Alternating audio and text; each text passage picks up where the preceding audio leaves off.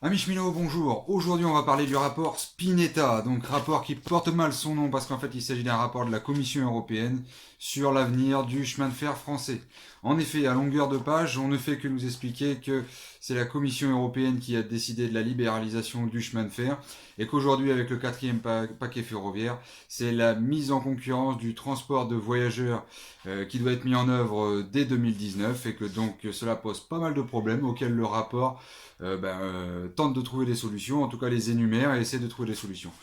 Donc je parle de ça de la Commission européenne pour rappeler quand même au passage qu'en 2005, l'ensemble, en tout cas la majorité des Français a voté contre les directives ultralibérales de l'Union européenne, et cela par référendum, et que pour autant on nous les a fait passer sous la forme d'un traité de Lisbonne en 2008, et que donc depuis lors on peut dire que l'on vit en dictature, et ce rapport Spinetta n'est en fait que la suite de cette dictature avec la mise en place de l'ultralibéralisme au niveau ferroviaire.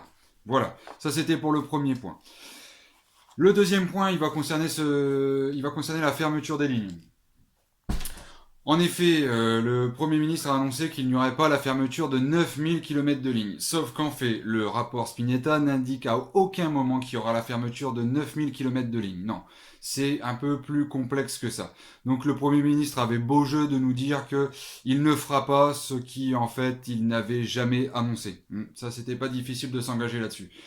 Par contre, en fait, ce qu'on voit, c'est que SNCF Réseau va déjà être transformé en société nationale à capitaux publics, c'est-à-dire que ça va passer d'un EPIC à une société nationale. Ça a l'air de rien comme ça, mais ce que nous explique le rapport, c'est qu'une entreprise publique a des facilités pour faire des crédits que n'aura pas une société nationale. Et donc, de fait, SNCF Réseau ne pourra plus lancer des investissements dans des lignes qui ne sont pas jugées rentables.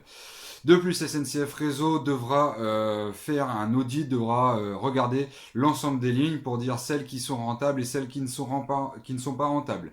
De plus, SNCF Réseau aura la faculté de fermer les lignes. En effet, ils vont revoir les procédures pour les simplifier. Et donc, si une ligne n'est plus jugée rentable par SNCF Réseau aura le potentiel simplifié de fermer les lignes. Ensuite, au niveau des régions, les régions pourront reprendre les lignes qui seront fermées parce qu'elles ne seront pas rentables, mais elles ne bénéficieront plus d'aucune aide de l'État, ce qu'on appelle les contrats de plan État-région. Dans ces contrats de plan État-région seront complètement exclues toutes les lignes qui auront été jugées non rentables.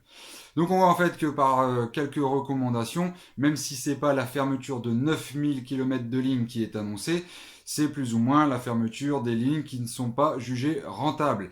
Donc de fait, c'est des centaines et voire des milliers de personnes qui vont être coupées au fur et à mesure du temps, d'ici quelques années, du service public ferroviaire, c'est-à-dire qu'ils n'auront plus de train pour se rendre à leur travail, aux grandes agglomérations. Voilà, donc ça c'était le point 2 concernant la fermeture des lignes. Ensuite, on en vient au point 3, le point qui me paraît le plus fondamental et qui est au cœur de ce rapport, c'est l'ouverture à la concurrence. En fait, on pourrait croire que l'ouverture à la concurrence veut dire qu'il va y avoir des nouvelles entreprises qui vont arriver avec des nouveaux salariés pour proposer une nouvelle façon de faire du chemin de fer. Sauf que la réalité, c'est pas ça. C'est qu'en fait, on va prendre des cheminots aujourd'hui à la SNCF et on va les transférer de force ou presque dans des nouvelles sociétés qui pour l'instant n'existent pas ou qui pour l'instant ne sont que des structures financières. Donc les choses, elles sont assez largement résumées et elles sont vraiment dégueulasses. C'est-à-dire que la SNCF devra présenter un audit clair en donnant en fait clé en main tout ce qui est rentable, tout ce qui n'est pas rentable. Et donc elle devra fournir ça aux autorités organisatrices pour que celles-ci filent ces dossiers aux nouvelles entreprises, aux entreprises privées. Donc on imagine le temps et l'argent que ça va coûter de faire toutes ces études qui seront faites donc par la SNCF, mais simplement au bénéfice des entreprises privées. Donc. Ça, c'est le premier point. Ensuite, on voit également qu'au niveau de la distribution des billets, au niveau de la billetterie, ces nouvelles entreprises, elles ont rien du tout. Elles ont aucun logiciel pour le faire. Elles ont aucun guichet. Et donc, ce qui est dit dans le rapport, c'est que la SNCF devra mettre à disposition son système de billetterie, donc son logiciel, ses gares, tous ses circuits de distribution, au profit des nouvelles entreprises. Voilà, donc, mais c'est pas fini. Le rapport prévoit aussi que tout ce qui est les rames qui seront donc reprises par l'autorité organisatrice pour les confier à des nouveaux opérateurs, eh bien ces rames, la SNCF elle sera chargée de les remettre à niveau, de les remoderniser à ses frais avant de les transmettre à l'autorité organisatrice. C'est-à-dire qu'on va devoir investir lourdement pour renouveler et pour réparer, enfin remettre à niveau nos rames pour se les voir retirer dès qu'elles seront remises à niveau, confiées à l'autorité organisatrice, qui elle pourra donc les filer aux nouveaux opérateurs. Idem pour les ateliers de maintenance qui sont certes issus d'investissements régionaux, d'investissements d'État, mais de gros investissements de l'entreprise en elle-même.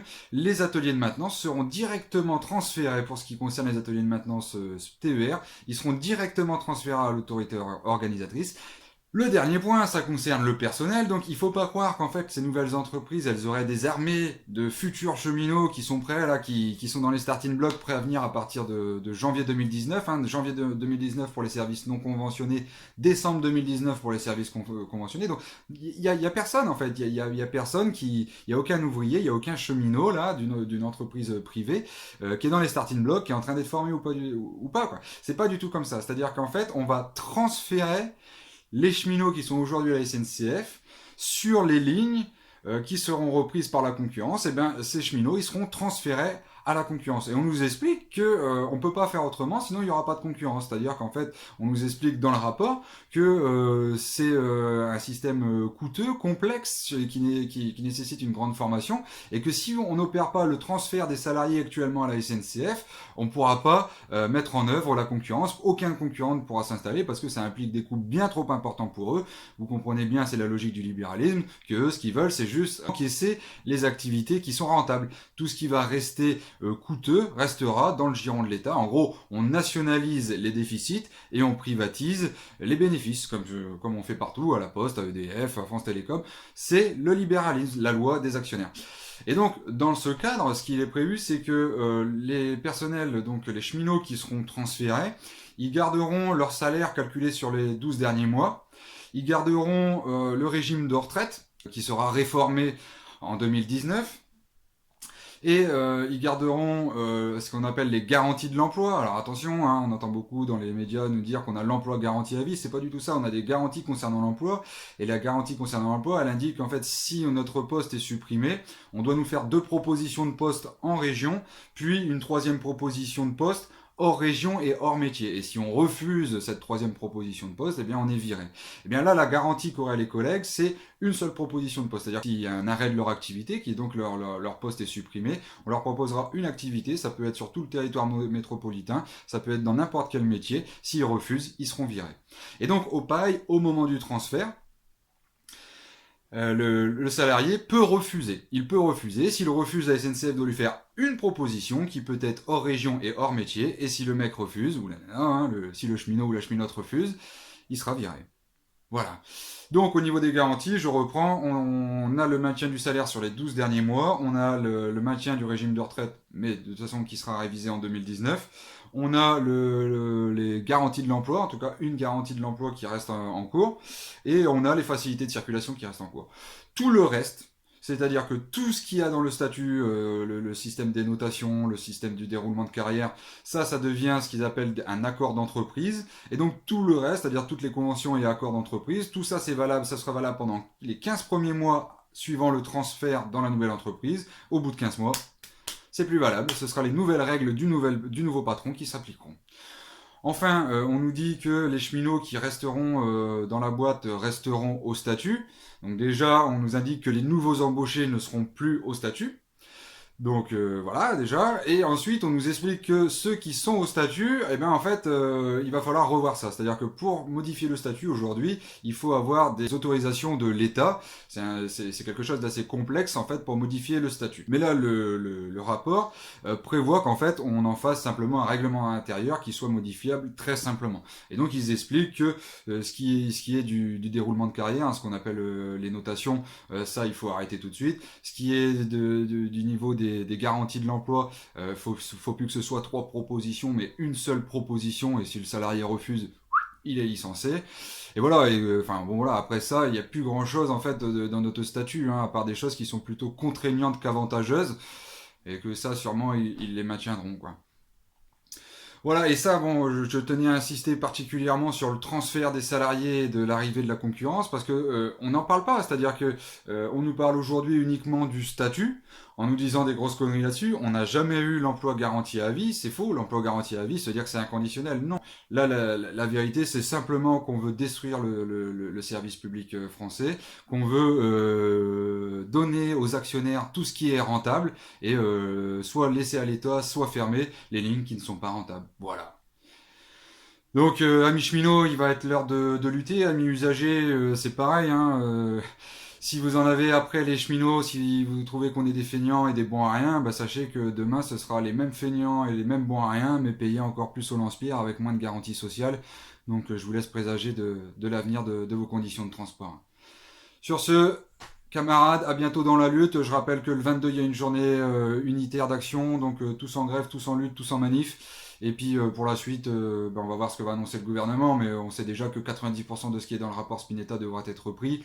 Donc on partirait certainement sur une grève reconductible d'ici la fin du mois de mars, début du mois d'avril, quoi. Voilà, donc préparez-vous, mettez un peu de côté, et puis celle-là, faut pas la perdre, sinon on va plonger dans un monde qu'on n'a jamais vu. Allez camarades, à bientôt.